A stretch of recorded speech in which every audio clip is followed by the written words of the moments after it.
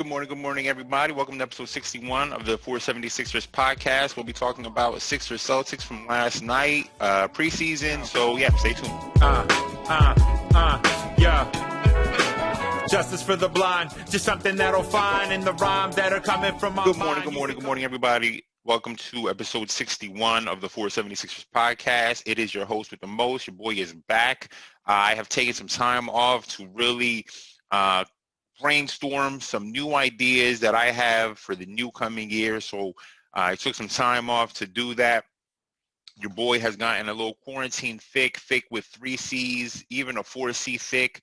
I want to get back down to 2 C's, like a CC like you would get at the hospital. But right now it's 4 C's thick. As you know, listen, things are happening. If you're in quarantine, there's nothing else to do but probably eat. Your boy also has contracted the Rona. I am fighting the good fight. I've had it for the last week. Tested positive yesterday, which yesterday would have been Tuesday. Today is Wednesday, and I'm doing this live because I woke up, I said I got to do this. But also because every morning when you have COVID, you spin a wheel of possible symptoms that you're going to be experiencing that day. And that day you decide, well, these are the symptoms I have today. And yesterday were not symptoms that I felt were really good for me to do a podcast through after the game. So I waited to today. Today's symptoms are not much better, honestly. I'm wearing my computer glasses because I woke up with a shitty headache, and I don't want to get more of a headache by looking at a computer screen. So I got my blue light blockers. I'm blocking blue lights out here like Mutombo. Mutombo blocking blue lights, waving the finger no to the blue light. So your boy is here fighting a good fight. Listen, I'm going to be here because if for nothing else, I have to complain about the Sixers, and the world knows that I need to be here for that no matter how bad this gets. So your boy's going to make it through. With that said, let's talk about Sixers. So we had some Sixers basketball yesterday. If you didn't know, we beat the stupid Boston Celtics, who I hate. I hate the Boston Celtics. We all hate the Boston Celtics. No one likes the Boston Celtics. No one hates the Boston Celtics more than it seems Tobias Harris hates the Boston Celtics, but we'll get into that in a moment. Yeah. So a couple tidbits. First and foremost, shout out to the Wells Fargo attendants or the people, whatever you want to call it. What is this? What is this? Please move this away, a window away from something. Well, why don't you move the window away from something? I don't know what this is. I don't know what this is. And you know what? Your boy doesn't care. There it is. Sorry about that. So shout out to the Wells Fargo home attendants who, really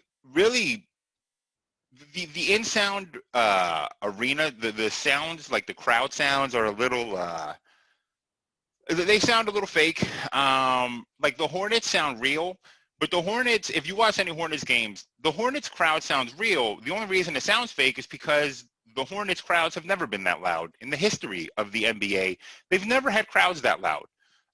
Even back to the days of, Alonzo Mourning and fucking, and Grandmama and Glenn Rice and all these guys, Muggsy Bogues, never had an arena that loud. And in fact, back then, we thought those jerseys were whack until they became throwbacks. And we realized, damn, these jerseys were always hard as fuck.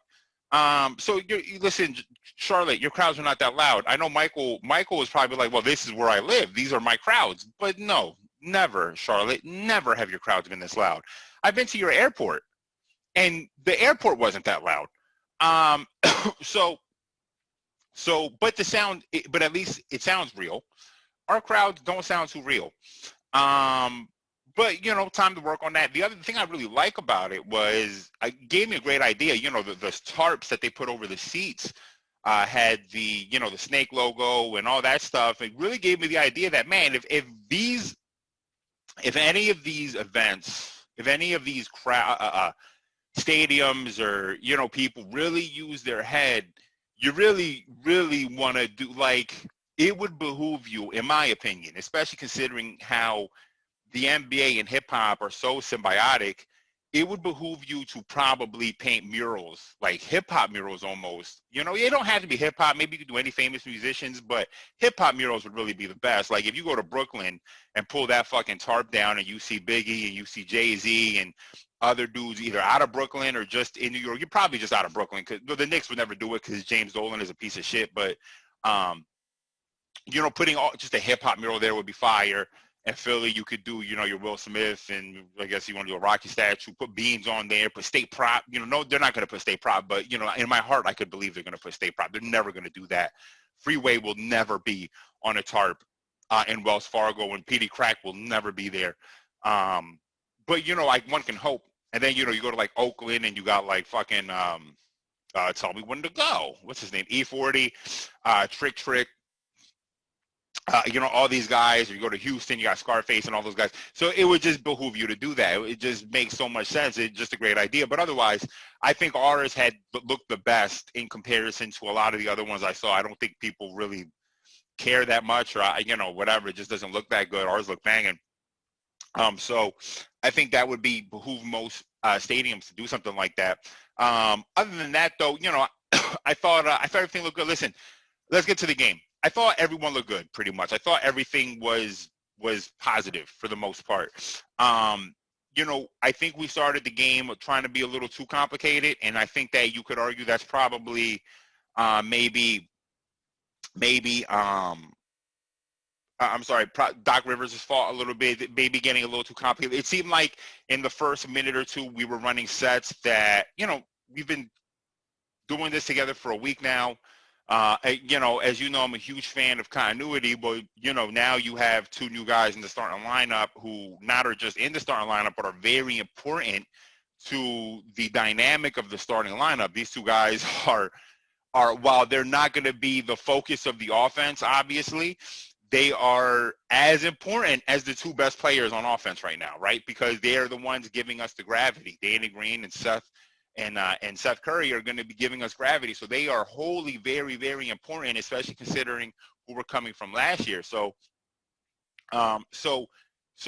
with that said, anytime the ball, you want the ball theoretically to go through their hands at points in the offense, because you want to draw the defenses towards them, since they cannot have an inch of space. Seth is one of the best. I think he's the all-time leader in three-point percentage at this point. Deservedly, he's a hell of a shooter. He's not Steph. We know that he's not Steph. That Steph has more letters in his name for a reason. Seth has less letters. And he's less tall. He's less everything than Steph, because he has one less letter, and therefore he is a little bit less. But he's an excellent spot-up shooter. So. And Danny Green, as much as I've shitted on Danny Green for his inability, forgetting how to shoot over the last couple of years, I mean, he's still he was a tick below the league average over the last 2 years. He's still up there. And if you can't leave him open, the point is you can't leave him open. So, so I felt like we were starting a little too complicated, which, if I was nitpicking and I was saying, Doc, chill out, that would be like the only thing I would say about Doc. Hey, maybe don't get too complicated. And then it seemed like we settled in and started running more basic actions, just regular pick and roll, regular dribble handoffs, stuff that Joel was used to doing with JJ, obviously doing it with Seth, which resulted in a couple Seth jump shots, just basic jumpers, pick and rolls out the ass. Listen, this is Joe's game. I already foresee people will be complaining about Joe shooting too many jump shots. I see it. I see it in the crystal ball. I see it. People are going to be complaining about it. This is Joe's game. And the way you need to think about Joel Embiid is you need to think about him like the big man version of James Harden. What does that mean? Well, that means not defensively, just offensively, but also because they both come into training camp thick usually. And if you saw James last night, James is 3 C's thick. He is 3 C's quarantine thick. He's been out there with strippers and food. He is thick. But it's just still getting buckets, so it doesn't matter. Joe wants to do one or two things.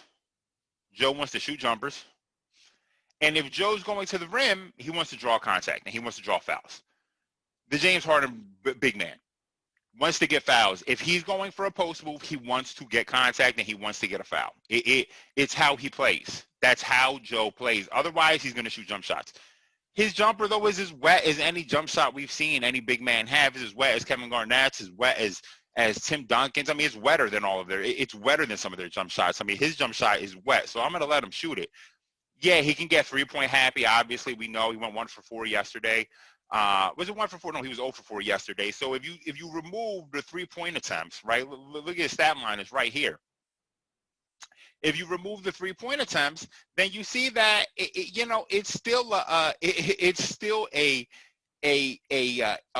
uber productive day. If you remove the 3-point attempts, he would have been 6 for 10 with 18 points in 16 16 minutes, 17 minutes of action.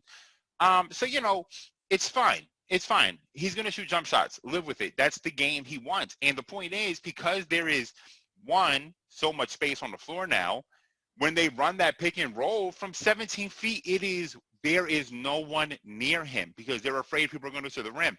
When big men will eventually start running out to contest that jump shot, and we know what Joe does.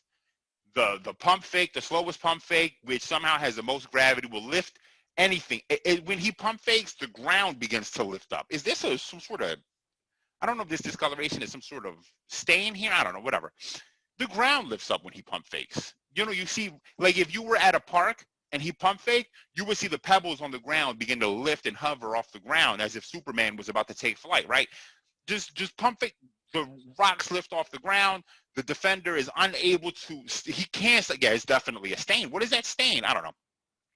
The defender is unable to stop himself from jumping into the air. It's not his choice. It's no longer his choice. That's what the pump fake, that's what Joel's pump is. Whoop, pump fake, you're off the ground. He is a human hydraulic system. So he's going to be lifting defenders off the ground, driving to the hole, whoop, whoop, Euro step finish. We're going to see the whole thing. And then when that happens, you'll have weak side guys collapsing, and he'll be able to hit guys in the corner.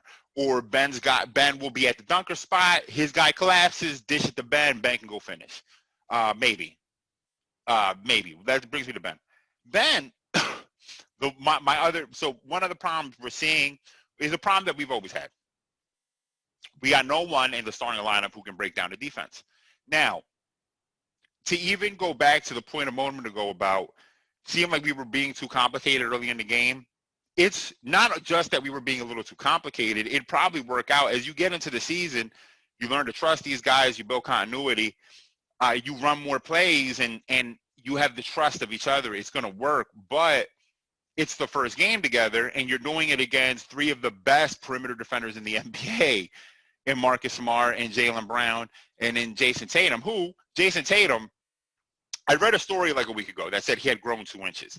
And I paid little attention to it. I was like, how are you going to grow 2 inches? I just saw him 2 months ago. My man did not grow 2 inches. My man is now Kevin Durant height. He's just KD now. He looks like he when I was watching, maybe I'm crazy. Maybe the COVID is boop, boop, boop, fucking me up here. When I was watching the game, looked like he was towering over Ben Simmons at times. And Ben is supposed to be 6'10". They said Tatum is 6'10". Something is not equaling here. Is Ben 6'10" and Tatum is like 7'3" or something? I don't know. Tatum is a giant now, which sucks for everyone. That's going to suck for everyone in the NBA. That boy can just score with the best of them. But Ben did an incredible job. Ben, we know Ben's defense. But with that said, so it's going to be hard to, your first time playing, you're running these sets, and you have these 3 guys who were all excellent perimeter defenders. Marcus and Jaylen in particular, who are great at blowing plays up, are active, have active hands, constantly tipping balls, doing things like that. So, they tip more balls than Chris Paul does. It's a little joke. It's a meta joke, as some would say. So it's going to be hard to score in those situations. So once they slowed it down, it made more sense to get that out. But the problem is, the concern is, like, now listen, Marcus Smart is a first-team all-defensive player, so I don't want to take anything away from Marcus Smart's defense. Marcus Smart is 8 inches shorter than Ben Simmons, all right? Like Ben has a full 8 inches and like 75 pounds on Marcus Smart. Maybe not 75, but, like probably 50 pounds on him. And Ben cannot do anything with him. He cannot do a thing. When Marcus is defending him, we saw at the beginning of the second half 2 back-to-back plays where Ben tried to post him up, could not move him, and where Marcus stole the ball from Ben. Now, Marcus turned yesterday's game 1 of the exhibition, game 1 of preseason, into game 7 of the finals yesterday. But I think he turned it into because of a man I'm going to bring up in a second, but who's Tobias Harris. We'll get there in a second. Ben just still doesn't have any real one-on-one ability, doesn't have a whole lot. He's still doing his flip shots. He's still looking reticent to shoot. There was one play where he was dribbling, cutting across the lane, running across the lane, jumped and passed it, and it could have just been a beautiful jump shot. From 12 feet out, coming across the lane, no one's there. I mean, that's a jumper that a million people want to shoot. Now, listen, guys like KD have perfected that jumper, and Kyrie Irving, these guys have perfected that jumper. Ben, think about it. You're taller than most of the guys defending you. You can get that jumper whenever you want if you can hit that at any type of consistency. So that would make me happy, but it's never going to happen. We can just let that go. We just don't have the guy in the offense who can break anyone down. I'm sorry. Listen, Toby, Doc said he didn't want Toby to dribble as much. He said in his opening press conference, we got to get Toby to stop dribbling. And Toby essentially said, hold my beer, and came in just dribbling yesterday, dribbling. He thought he was Kyrie. He thought he was Kyrie out there. I sent a gift to my homie TJ. Shout out to CJ Wendler. If you need any of that duct work, he got you. I know he hates when I say duct work because duct work sucks, but, listen, that's life. Any HVAC needs, my man is going to take care of you. Follow him on Instagram, TJ Wendler. And I sent him a gift last night, and it's one of those meta jokes where it's like, Doc, I typed Doc, : we got to get Toby to stop dribbling, Toby, : and I sent him the gif of Paul George dribbling that one time. I think it was just 2 years ago when he was in OKC, dribbling during pregame, doing all types of spin moves and whatever. And here's Toby doing that. He thinks he doesn't get it. He doesn't get it. And I think it results in a bunch of turnovers too. I think he had like 4 turnovers. I'm sorry. Where's Toby? Toby got to be up here, I'm guessing. Boop, boop, boop. Let's see here. Yeah, 4 turnovers by Toby. Yeah, a lot of turnovers because dribbling is not your forte. Passing the ball for sure is not your forte. I mean, Toby as a passer is still not that. He played well though. All that said, he really did play well. 16 points, 9 rebounds, 3 assists. And this is the reason why I'm pretty sure he is the reason why Marcus Smart turned this into Game 7, because shout out to Toby, who played hasn't taken strides as a defender over the last 2 years. At the end of the first half, he ended up isolated on Jason Tatum. Tatum, an elite scorer in the NBA without a doubt. I mean, this is an elite scorer, right? And Toby locked him up for 16 seconds or so of the shot clock, pretty much. Just 16 seconds. One-on-one defense, locked him the fuck up, took away his primary, his counter, his counter's counter, the counter's counter of the counter, all of the counters. He took the counters away like it's COVID in the diner, and you can't sit at the counter. That's Toby, taking away all your counters. You got nothing. And I think because of that, Marcus Smart came out in the second half and said, okay, bet, it's Game 7 of the finals now. So shout out to Toby, who Toby hates the Celtics. I said that, I think, at the top of this podcast. I might have said that at the top of the other top because I fucked up my audio, but I don't remember. But I said it at the top of this podcast, maybe. Toby hates it. No one hates the Celtics as much as Toby hates the Celtics. Which we need that. You need that fire. You need a guy with that fire. Listen, I'm going to criticize Toby a million times this year without question, because you're going to have those games where he's like, 2 for 16, and it's like, what is wrong with Toby's shot again? But for right now, Toby played well yesterday, for the most part, dribbling too much. Toby, you're the third option handling the ball on the floor at any given time, okay? It's Ben, then it's Seth, and then it's you and Joe tied, because Joe brings the ball up sometimes too, it seems, in this offense. You and Joe are tied, and then Danny Green is 6th.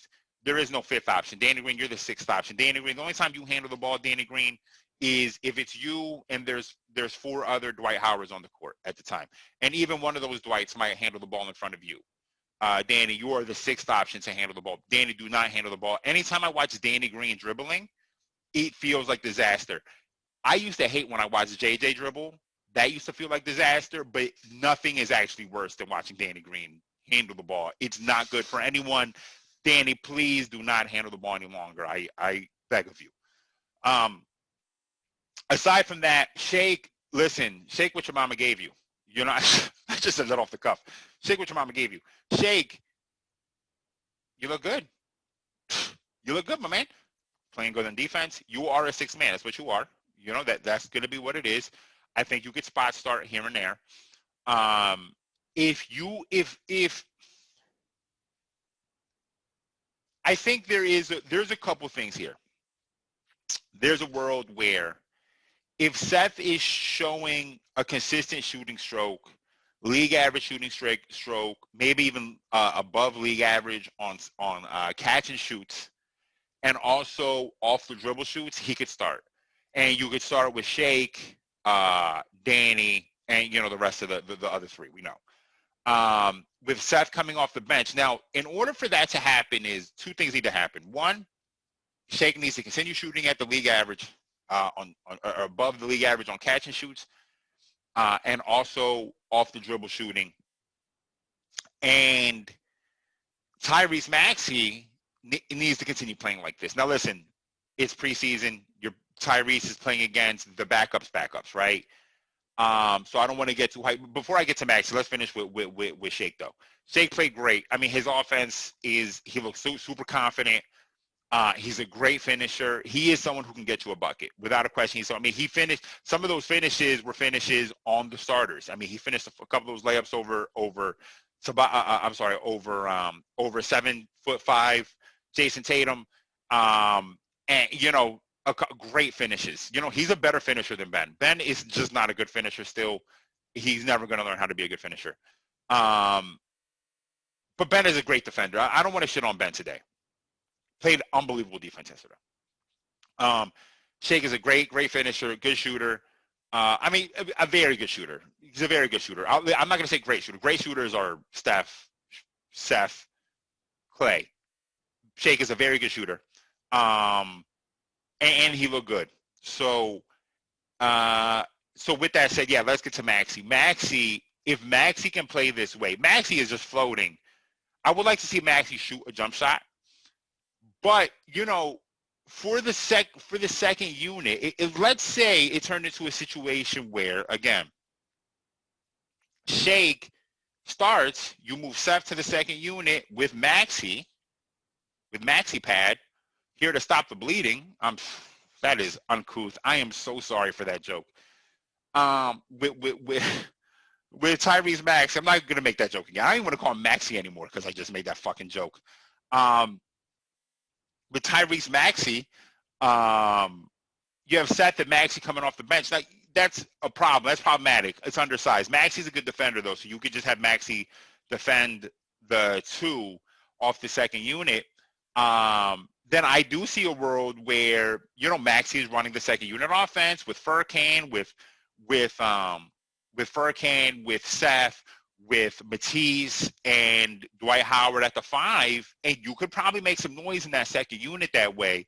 If Shake is able to continue the play he's playing and we just say, fuck it, Shake should start because he can break down the defense, he can get to the rim. He's that guy who late in the side clock can get us that bucket. It's not the most efficient version of that, right? He's not Kyrie with it, but he is someone who can get it done for us.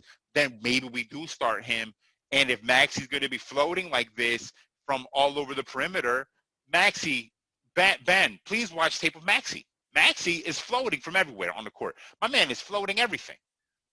You know what I mean? He's a magician. Just things are floating. He walks into a room and things start floating off the ground like Joe does with the pump fake, the gravity. Things are just floating when Maxey comes around because he wants to float. He just wants to float things. It's just floating. It's like a cloud. Everything in his house is like a cloud. He sleeps upside down probably. He doesn't even lay on the bed. He just lays on atmosphere. He just floats things. So if Maxey is going to continue that, then that second unit can really benefit. It's like I said, you got Maxey, Seth. It's going to be hard. We know Doc likes veterans. And we'll have to see how it plays out. We have a lot of veteran help. Mike Scott coming off the bench. But we need a point guard, a real point guard coming off the bench, and I think that's going to be Maxey. If Shake is starting specifically, if Shake is starting, otherwise Shake is the guy coming off the bench with Furkan, with Matisse and all these guys. Matisse, Matisse, you are in danger of becoming Andre Roberson. You are in very big danger. Defense is a commodity in the NBA. That is without a question. Having someone who is a lockdown defender is very important.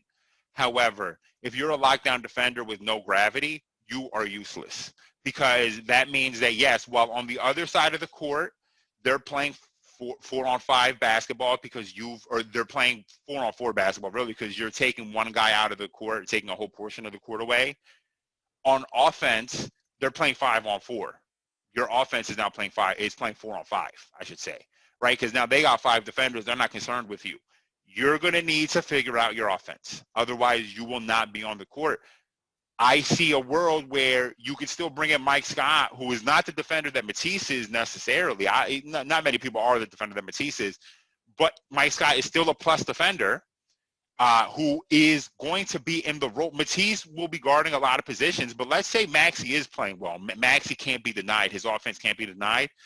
Well, that means that you're already moving the lineup down. So you're going to have, let's say, Shake, Matisse, and Furkan. So the 1, 2, and 3 are locked up. That leaves only the 4 and 5 spot. Well, yeah, sure, you could go small and have Mike Scott play the 5. Or you're going to say Mike Scott is your 4 and Dwight is your 5 and Matisse is out of the lineup. You know what I mean? Matisse needs to figure out his offense. Otherwise, he will not be on a basketball court, I don't think. I don't see a situation where he's going to play much if he cannot figure out how to score. You know what I mean? It's last year I let it go because it was his rookie year. This year, I mean, how many minutes did he play yesterday? Hold on, let me see here. Matisse. He played 10 minutes yesterday. He was 0 for 1 with a turnover and a foul and a rebound. You know, just not a whole lot. And I mentioned this yesterday to TJ. You know, a couple of years ago when Kawhi was Defensive Player of the Year, there was a great article, and I don't remember who wrote it. I don't know if it was Kevin O'Connor who wrote it or if it was Zach Lowe who wrote this article. It might have even been Kirk Goldsberry who wrote this article about how offenses were game planning Kawhi out of the play. Now, listen, that's a testament to how great he is, right? Is that what an offense were doing based on the Spurs game plan was they were running a lot of actions to get Kawhi to be on the fourth option on offense, right? Whoever the fourth option guy is on offense. And they would have that guy just run to the weak side and not move. Just go there and don't move. And that was essentially, so example, if you're playing the Thunder, you would have Kawhi end up on Andre Roberson, run a bunch of actions that leave Kawhi on Andre Roberson, then run Andre Roberson all the way to the corner, and then run the offense on the strong side of the set and get buckets. Well, you can do that with Matisse, right? You can do that with Matisse. And because Matisse offers no offense, then he's a 0. At that point, he's a 0. Kawhi was like his MVP year almost, you know, his MVP level year. So he's going to be on the court because his offense dictates it. Matisse does not have that. So Matisse is not going to be on the court because if your defense can't dictate your being on the court, your offense sure as fuck ain't doing it either. So Matisse got to figure that out. Maxi looked great. Dakota Mathias, not much to say about Isaiah Joe and Dakota Mathias. I don't know much about Mathias. I know I'm a big fan of Isaiah Joe. Love his shot. I thought he could contribute. I thought he would actually arguably contribute sooner than Maxi did. I thought his shot would translate sooner. He missed badly on one shot. The other shot, just regular miss, but the one shot was an air ball off the left side. So we'll see. I'm a big fan of Isaiah Joe. He's long. Him and Maxi are long as hell. They're short. Maxi is 6'1", arms the length of 6'12", and Isaiah Joe, similarly, he's like 6'5", but arm is the length of 6'18". So we'll see. Tony Bradley as a backup center, he looked okay. It's a little bit worrisome. Our backups are Tony Bradley and Vincent Poirier. Neither one of them have any badges in 2K right now. They are badgeless. They are the guys, if you play 2K, they're the guys that you're like, wait, why did you spend all your money on tattoos? Well, not really for Vincent Poirier. Why did you spend your money on a nice haircut and tattoos, but you have no attributes? You're a 65 here. Why is that? Why didn't you spend money on your attributes so that you could offer something to the team? Tony Bradley, super long. He played. I thought he played okay on defense. He played okay on defense. I can't even say that. I mean, he had one good block really, which was just him being vertical because he's like 12 feet. He's like 12 feet long from fingertip to toe. But he needs to get stronger. He really is going to need to get stronger. If he doesn't get stronger, he's not going to offer a whole lot on defense. Essentially, guys are just finishing through him. You know, they're just going into him and finishing. If he doesn't get stronger, he's not going to be able to help us. And we're saddled with two big men who tend to get injured. Joe tends to get injured, tends to miss time. Dwight tends to get injured, tends to miss time at this point in his career. I thought Dwight looked great, though. Other than that, I thought Dwight looked really, really good. And I think that's it. I mean, I thought we really disrupted the Celtics. The Celtics looked a little bit rusty. It's a little bit concerning that Jeff Teague trashed us yesterday, but, you know, we'll never figure out how to score. We'll never figure out how to stop point guards. You know, it just is what it is. Teague finished with 18 points. Just absolutely dominated us. Vic, who you may know from this podcast, he texted me. He said, I can't wait until Jeff Teague gives us 40. And I said, I assure you, Vic, Jeff Teague can't wait until he gives us 40. That's what guards do against us. Even this Peyton Pritchard looked like a fucking all-star yesterday, 16 points. He's another rookie that they have. They have Aaron Nesmith, who's a good shooter. He finished with 8 points. He didn't look that good, though. He had one nice offensive rebound put back. It was cool. Carson Edwards, his calves look like they got bigger. That's pretty much all I can say about Carson Edwards, not much else. But Jalen and Tatum struggled big time, mightily against us. I think they finished like a combined 2 for 24 or something crazy like that. Let's see here, 1 for 11, 5 for 24, I'm sorry. Robert Williams, the Time Lord, he looked good. Robert Williams can't do anything to stop Joel. You know, they need Tristan Thompson. Tristan Thompson can't stop Joe either, but Tristan Thompson is better than Robert Williams right now. Javonte Green, not a whole lot to say. Marcus Smart was being a pest as he typically is. They're going to struggle. If I thought them losing Gordon Hayward was problematic. I know that like guys like Bill Simmons try to downplay it, and a lot of Celtics fans I think are downplaying it. I'm not going to downplay it. Them losing Gordon Hayward is problematic, especially if Kemba is not healthy. And listen, you know me, I'm not the biggest Kemba fan. I love Kemba's personality, though. I love his attitude. Him and Dame are like 1 and 2 in terms of attitude in point guards. Like the attitude I love in a point guard. Like that's the guy you want leading your team. That's your floor general right there. Those are guys that I want doing it. I love their attitudes. Have the utmost respect for Kemba, but if he's not healthy, that's gonna. I hate to see that. Honestly, I do. The Sixers fan in me loves to watch the Celtics fall apart. The NBA fan in me hates to see it's because of injury. You know what I mean? Because I'd rather fight you healthy than fight you on one leg, and hollow victories. I don't want a hollow victory, right? I want to get your best shot, and I want to give you my best shot. So. If Kemba can't be healthy, the Celtics are going to struggle. They're going to be, they'll still finish top 6 in the East without a question, just off of coaching and Tatum and Jalen. But unless Jalen and Tatum take another step forward, even if Kemba's healthy, I think they're going to struggle. I don't think they have a whole lot. They probably need to make a move, I would think. I don't think they're better than us. I don't think they were better than us last year. I thought that on paper we were more talented, but, because of all the other things, this is what's always so important. On paper talent does not equate to on-court success. That just is what it is. If you learn nothing else about basketball from me, please learn that. On paper talent does not equal on-court success. So with that said, we have the Pacers, I believe, on Friday. Not much else to say. We'll see. I thought that, game 1, it's early. I thought that I will say that I felt like the team, you know what I can say for sure. There is no cloud on the team right now. That is important. Last year, there was a cloud above the team. Oh, I know what I'm going to end this off on. Last year, there was a cloud above the team. This year, there is not. Everyone looks happy. Everyone looks engaged. There was even the one play where fast break, Toby's coming down. He throws it up to Ben, a bad pass because Toby can't pass. Ben catches it and immediately falls down, looks back, flips it back to Joe. Joe puts it up, and Joe took an extra second to dap up Ben for that pass. Just an extra second. He should have been really going back down the court to get back on defense, right? But instead waited, dapped up Ben, and things like that. While they're small, I love body language. Body language is important. And, if you know me, you probably think that I'm stealing this from Bill Simmons. I'm not. I am someone who is in tune to body language. I am in tune to energies and to what people are bringing in real life, right? That's how I make a lot of my decisions when I'm talking to people. Body language is everything.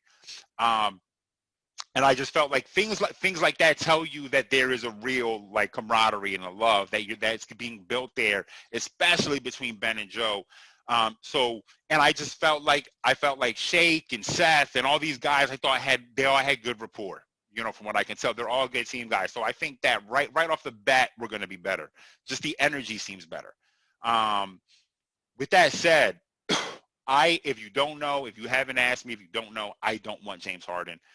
Listen, I was on this podcast a couple months ago, blowing James Harden. A few months ago, maybe 3 months ago, blowing him. I can't remember.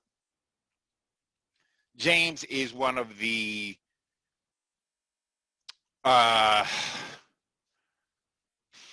three best offensive shooting guards we've ever seen in our life.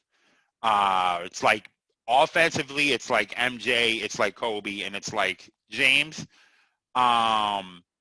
And you could really make the argument that James is as good offensively as a shooting guard as any basketball player has ever been. Although the argument really against him is can you play within a can you play within a system of any type, right? He is one of the best scorers we've ever seen.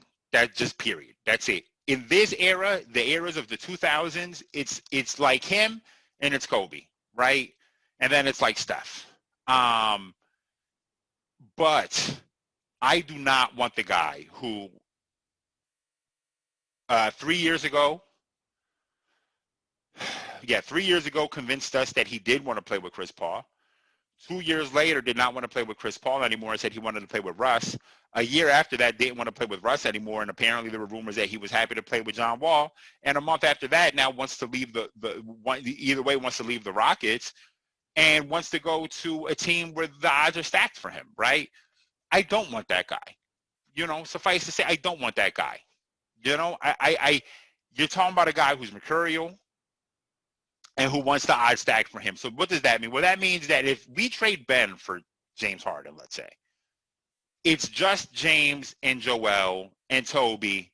And is that a team good enough to win on paper? Yeah, on paper it is. I don't see a world where James and Joe are really going to be happy playing together. I'll be honest with you. I don't think they would be happy playing together. Not only that, Ben is a leader. Guys go with Ben. They really do. I don't think Ben is a vocal leader. I think Ben is the leader by example, the guy who's busting his ass in the gym. And because of that, everyone else is busting ass because he's busting his ass on defense. Everyone else wants to bust their ass on defense. That's who Ben is to me. Joe, I don't think is a leader. I just don't think that's him.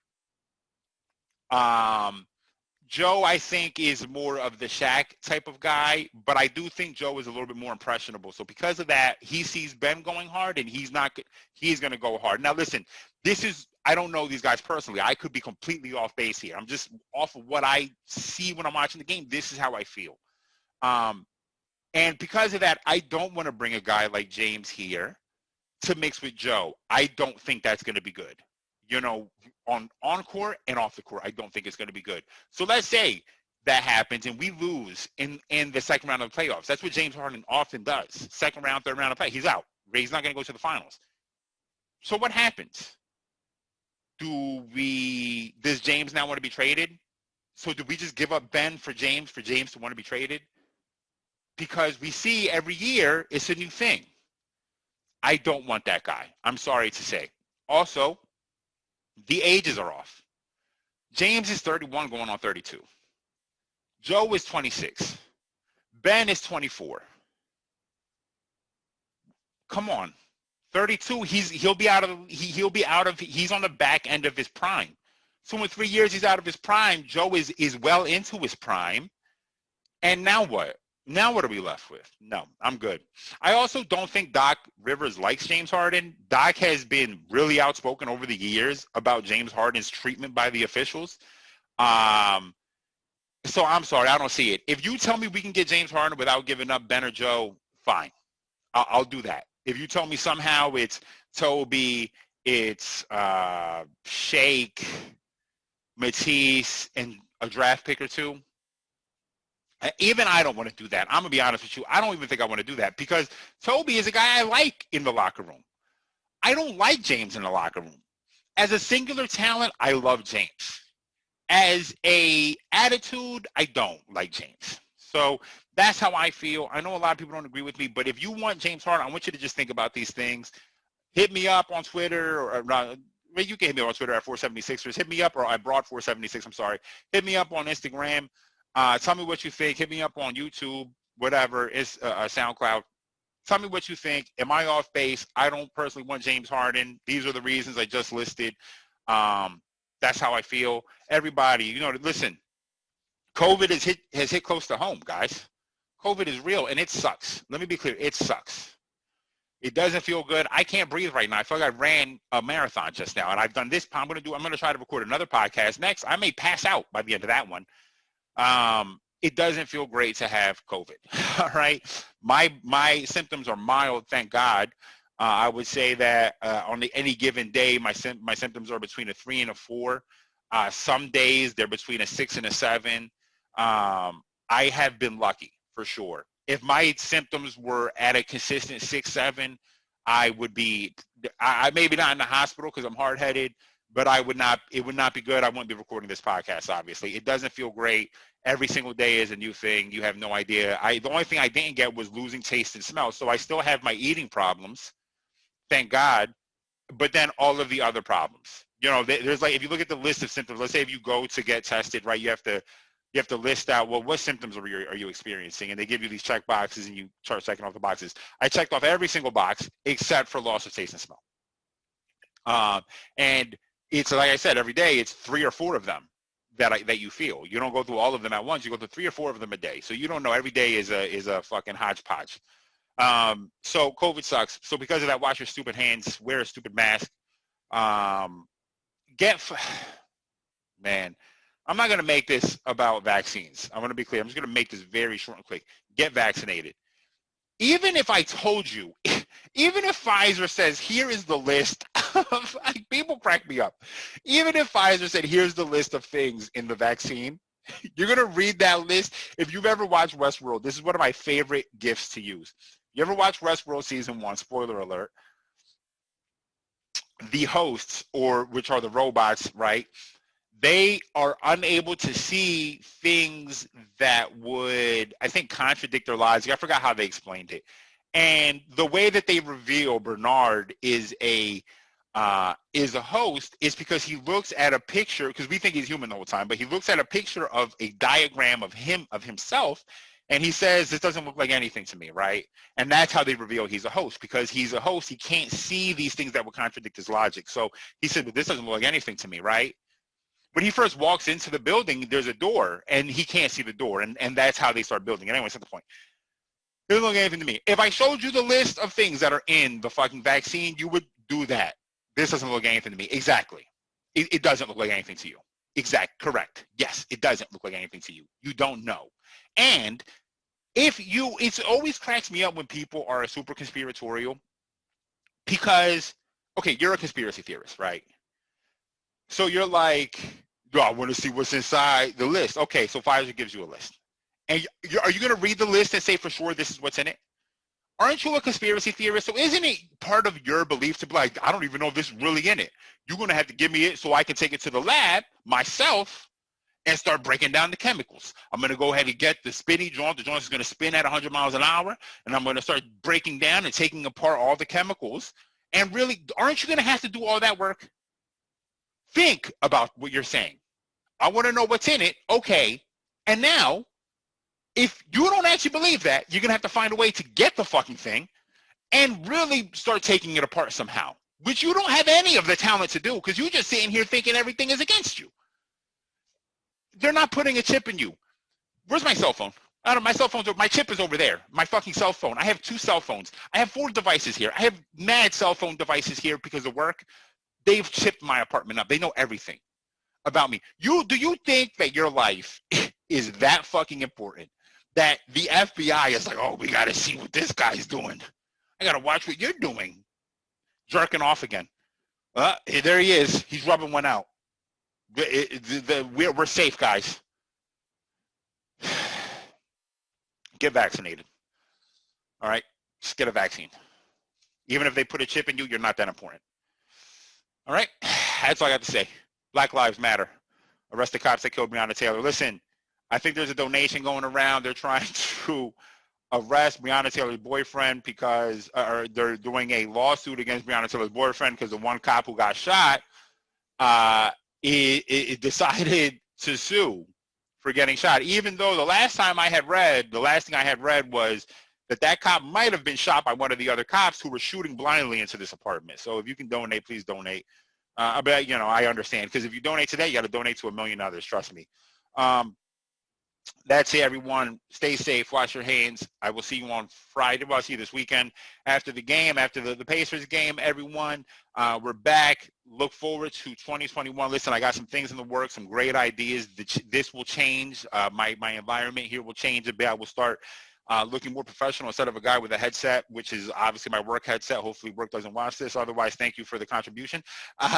Everyone stay safe out there. Take care. Keep an eye out. We will be putting out some new banging content. I think it's going to be great. It's going to be seasonal content, but it's going to be quality. So everyone take care.